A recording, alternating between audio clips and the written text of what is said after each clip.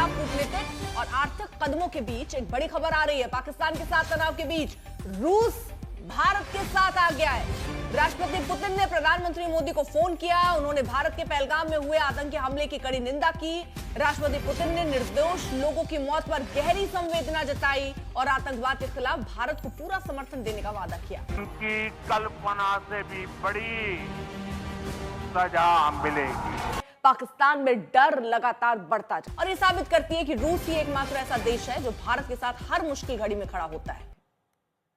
भारत की तैयारी मुकम्मल है। जमीन से आसमान तक जोरदार तैयारी हो रही है। सरहद पर रूसी इग्ला S-10 मिसाइलें तैनात हैं। भारत हर वार के लिए अब तैयार है। लगातार बैठकों का दौर चल रहा है। जमीन से आसमान तक भारत की तैयारी पुख्ता नजर आती है। रूस के राष्ट्रपति पुतिन ने पीएम मोदी से बात की। पुतिन ने पहलगाम आतंकी हमले की निंदा की है और साथ ही ऐलान भी किया है कि आतंकवाद के खिलाफ लड़ाई में रूस भारत के साथ खड़ा है। साथ ही रूस ने कहा है कि दोषियों पर कड़ी कार्रवाई होगी।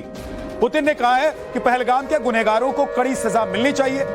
पहलगाम हमले को लेकर भारत जवाब देने की जोरदार तैयारी कर रहा है। समंदर से लेकर आसमान और जमीन पर ये तैयारियां हो रही हैं। कल सरहद पर रूसी मिसाइलें इग्ला S तैनात कर दी गई। राष्ट्रपति पुतिन ने पीएम मोदी से फोन पर बातचीत की है। पहलगाम आतंकी हमले की कड़ी निंदा उनकी ओर से की गई और आतंक के खिलाफ भारत को पूरा समर्थन देने की बात भी उन्होंने कही।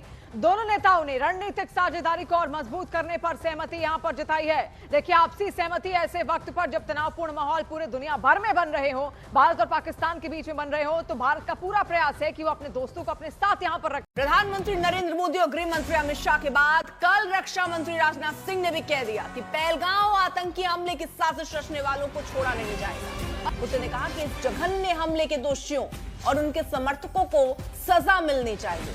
दोनों नेताओं ने भारत रूस की विशेष और राजनीतिक साझेदारों को और मजबूत करने की प्रतिबद्धता दोहराई है। प्रधानमंत्री मोदी ने पुतिन को विजय दिवस की 80वीं वर्षगांठ की बधाई दी और उन्हें साल के अंत में भारत में होने वाले वार्षिक शिखर सम्मेलन के लिए आमंत्रित किया। पुतिन ने इस न्योते को कबूल किया। पाकिस्तान से तनातनी के बीच ये बातचीत बेहद अहम है। इसके अलावा रूस और भारत की रणनीतिक साझेदारी है, जहां भारत रूस मिलकर सुपरसोनिक क्रूज मिसाइल का निर्माण कर रहे हैं। इसके अलावा रूस भारत को सुरक्षा कवच के तौर पर S-400 transfer air defence system दे रहा है। $5 बिलियन के सौदे में भारत को 5 में से 3 एयर डिफेंस सिस्टम मिल गए हैं। इसके अलावा भारत की नौसेना में भी 9 रूसी पनडुब्बियां हैं और युद्धपोत विक्रमादित्य भी रूस से मिला है। इसके अलावा सुखोई 30 MKI जैसे लड़ाकू विमान भी हमने रूस से ही खरीदे। जब रूस के राष्ट्रपति प्रधानमंत्री नरेंद्र मोदी को खुद डायल करके उनसे बातचीत करते हैं, पहलगाम में हुए आतंकी हमले की निंदा भी करते हैं और भारत को खुली छूट देते हैं और खुला समर्थन देते हैं कि अगर आतंक के खिलाफ आप कोई भी कदम उठाते हैं तो रूस आपके साथ खड़ा हुआ है।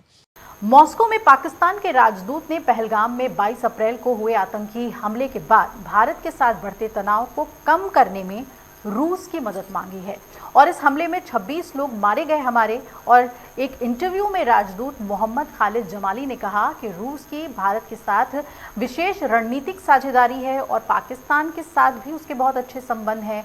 ऐसे में वो 1966 के ताशकंद समझौते की तरह मध्यस्थता के लिए अपने अच्छे संबंधों का इस्तेमाल कर सकता है। पुतिन ने कहा है कि पहलगाम के गुनहगारों को कड़ी सजा मिलनी चाहिए।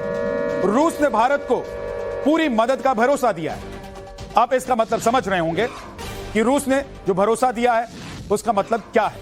भारत ने वॉर को लेकर धीरे धीरे अपने पत्ते खोलने शुरू कर दिए और इससे पाकिस्तान की क्या हालत होगी आप खुद ही सोच लीजिए। पहलगाम आतंकवादी हमले के बाद भारत लगातार अपनी सैन्य शक्तियों में इजाफा कर रहा है। इस बीच बड़ी खबर, भारतीय सेना को रूस की तरफ से आधुनिक इग्लास एयर डिफेंस मिसाइल की डिलीवरी हुई है और आपको बता दें कि जो इग्लास एयर डिफेंस मिसाइल है, इसकी वजह से देश की वायु रक्षा क्षमता में बड़ा इजाफा हुआ है।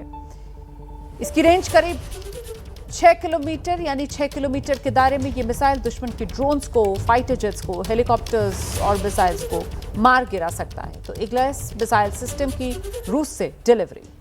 इस वक्त एक और बड़ी खबर आ रही है। आपको बता दें, रूस ने अपने नागरिकों के लिए एक एडवाइजरी जारी की है। रूस ने अपने नागरिकों को पाकिस्तान जाने से बचने की सलाह दी है। रूसी एम्बेसी ने अपने नागरिकों से कहा है कि फिलहाल पाकिस्तान जाने से बचें। रूस ने यह भी कहा कि अभी दोनों देशों के बीच तनाव के हालात हैं और ऐसे में जब तक हालात पूरी तरह से सामान्य ना हो जाएं, तब तक पाकिस्तान की यात्रा से परहेज करना चाहिए।